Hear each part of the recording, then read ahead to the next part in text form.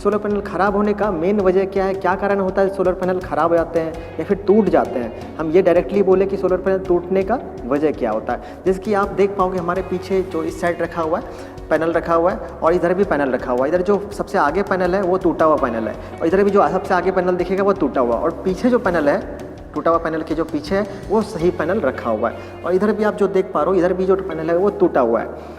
तो हम इसको देखेंगे कि किस तरह से टूटता है, टूटने के बाद किस तरह से दिखता है, ये मैं दिखाऊंगा आपको। पहले हम इसका वजह जान लेते हैं, कारण क्या है उसको जान लेते हैं। तो टूटने का बहुत सारा रीज़न है। कई बार क्या होता है हम लोग जो मटेरियल यूज़ करते हैं वो अच्छे क्वालिटी का मटेरियल यूज़ नहीं करते हैं। तो अच्छे क्वालिटी का मटेरियल नहीं यूज़ करने की वजह से क्या होता है कि अगर आप सही से स्ट्रक्चर लगा भी लो, क्वालिटी तो अच्छा है नहीं, तो क्या होगा वो स्ट्रक्चर ख़राब हो जाएगा। स्ट्रक्चर ख़राब होगा तो वो हवा में उड़ सकता है और वो टूट के गिर सकता है। तो आप अच्छे क्वालिटी का स्ट्रक्चर यूज़ करो। तो अच्छे क्वालिटी का कौन सा, तो आप कई बार क्या होता है लोग लोहे का स्ट्रक्चर लगा देते हैं तो उनको पता नहीं होता है कि लोहे का है या गैल्वेनाइज्ड आयरन का है। तो आपको स्टार्टिंग में लगता है कि ये तो गैल्वेनाइज्ड आयरन ही है, लेकिन आप कुछ साल के बाद वो उसमें जंग लगना स्टार्ट हो जाता है तो हमें पता चलता है कि यार ये तो लोहे का स्ट्रक्चर है। तो आपको पहले पता करना पड़ेगा लगाने से पहले कि जो आप स्ट्रक्चर लगा रहे हो या जिससे भी लगवा रहे हो तो वो जो स्ट्रक्चर दे रहा है वो गैल्वेनाइज्ड आयरन है या नहीं है। आप गैल्वेनाइज्ड आयरन का ही स्ट्रक्चर लगाना। इससे क्या होगा कि उसमें जंग नहीं लगेगा। जंग नहीं लगेगा तो क्या होगा, वो ख़राब नहीं होगा। ख़राब नहीं होगा तो फिर स्ट्रक्चर टूटेगा नहीं।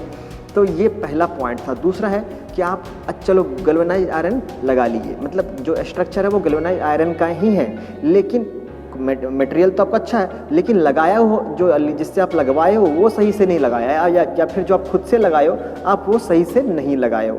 सही से का मतलब आपने जो नट बोल्ट टाइट किया होगा, फिटिंग किया होगा तो वो प्रॉपर नहीं होगा। अच्छे क्वालिटी का नट बोल्ट आपने यूज़ नहीं किया होगा या फिर कर भी लिया होगा तो क्या होगा कि उस आप सही से टाइट नहीं किए होगे और उसमें वाशर जो हम लगाते हैं वो नहीं लगाए होगे।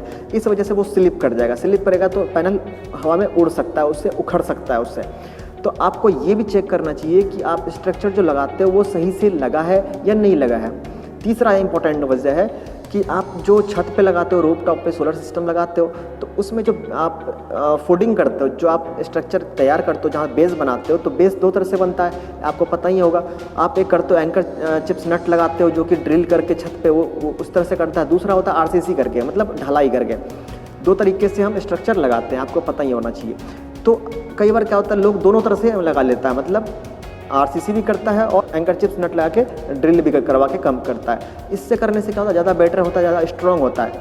लेकिन कई बार क्या होते हैं लोग अच्छे आरसीसी तो कर लेते हैं लेकिन वो आरसीसी जो है अच्छे तरह से नहीं लगाता है। वो थोड़ा बहुत लगा दिया ताकि उसको कॉस्ट बचाने के लिए, कॉस्ट कम करने के लिए हल्का फुल्का लगा दिया है। लंबाई चौड़ाई ऊंचाई जो हम लोग लगाते हैं साइज़ में छोटा लगाते हैं, इस वजह से क्या होता है वो हल्का होता है। हल्का होने की वजह से हवा में वो उड़ सकता है। तो ये जो तीसरा फैक्टर है, आपको ये साइज पता होना चाहिए कि कितने किलोवाट के लिए कितना बड़ा हम स्ट्रक्चर का आरसीसी करें। सोलर पैनल ख़राब होने का फोर्थ नंबर पॉइंट ये है कि सोलर पैनल पे क्या होगा, कई बार हम लोग गलती से उस पर चढ़ जाते हैं, गलती से उस पर हम लोग दबाव देते हैं, प्रेशर दे देते हैं, तो उस वजह से भी सोलर पैनल टूट जाता है। जब साफ़ करना होता है, क्लीन करना होता है, उस पर हम चढ़ जाते हैं तो इस वजह से भी कभी कभी पैनल टूट जाता है सही तरीके से नहीं चढ़ने पे। ऐसे तो हालांकि चढ़ने से, इंसान के चढ़ने से सोलर पैनल नहीं टूटता है, लेकिन एक तरीका होना चाहिए। सही तरीके से अगर आप चढ़ते हो उस पर तो वो नहीं टूटता है, लेकिन गलत तरीके से आप उस पर चढ़ के सफाई करते हो देन क्या होता है वो पैनल टूट जाता है। तो ये भी वजह होता है सोलर पैनल टूटने का। कई बार क्या होता है कुछ ऐसे लोग होते हैं कुछ दुश्मनी से जेलस फील करके क्या होता है, एक होता है ना पत्थर वगैरह फेंक देता है, पत्थर मार देता है सोलर पैनल तो इस वजह से भी क्या होता है पैनल डैमेज होता है, पैनल टूट जाता है। पत्थर का जो कॉर्नर से ग्लास पे लगता है, ग्लास टूटता है तो पूरा वो क्रैक कर जाता है। तो ये भी वजह होता है सोलर पैनल टूटने का कि पत्थर से वो पैनल टूट जाता है। लेकिन कुछ लोगों का ऐसा डाउट होता है, ऐसा सोचना होता है कि क्या बंदर के कूदने से सोलर पैनल टूटता है, तो ऐसा नहीं है।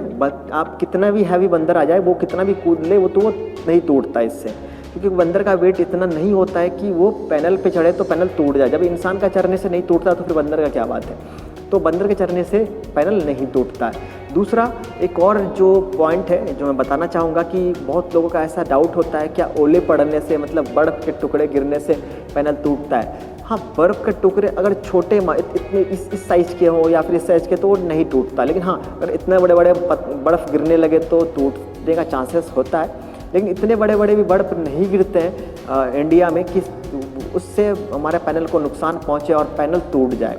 तो इससे भी टेंशन नहीं लेना है आपको कि बर्फ़ के गिरने से, ओले गिरने से आपका पैनल टूट जाएगा। हवा का प्रेशर से क्या होता है कि पैनल जो कितना भी आप हैवी स्ट्रक्चर लगा दो, हवा के साथ उड़ जाता है। तो ऐसा होने का रीज़न ये होता है कि आप दो पैनल के बीच में अगर सही से गैप नहीं देते हो, मतलब आपके पैनल के बीच में कम से कम जो है 1 सेंटीमीटर का गैप होना चाहिए। 1 सेंटीमीटर के गैप होने से क्या होता है, हवा बीच से पास हो पाता है। इस वजह से हवा पास होगा तो हवा के प्रेशर थोड़ा सा कम पड़ेगा उस पर, देन वो पैनल उखड़ने का चांसेस कम होता है। लेकिन कई बार ऐसे होता है, मैंने बहुत बड़े बड़े ऐसे प्लांट देखे हैं जो कि पूरा का पूरा प्लांट उखड़ चुका है हवा के प्रेशर से। तो वहाँ हवा का प्रेशर बहुत आंधी तूफान चलता है, उस वजह से इफ़ेक्ट पड़ता है। लेकिन अक्सर ऐसा नहीं होता है, शहरों सब में नहीं होता है। वो होता है कहाँ, मैदानी क्षेत्र में, जहाँ की पूरा मैदान में अगर प्लांट लगा हुआ है उस क्षेत्र में आंधी तूफान चलने से इफ़ेक्ट पड़ता है। लेकिन घरों में ऐसा इफ़ेक्ट नहीं पड़ता है। मैक्सिमम जो होता है घरों में हवा के प्रेशर की वजह से कि हवा उखाड़ दिया, तो ऐसा नहीं पड़ता अगर आप सही से स्ट्रक्चर लगाए हो तो। इसका होल ज़्यादा बड़ा हो चुका है, क्यों?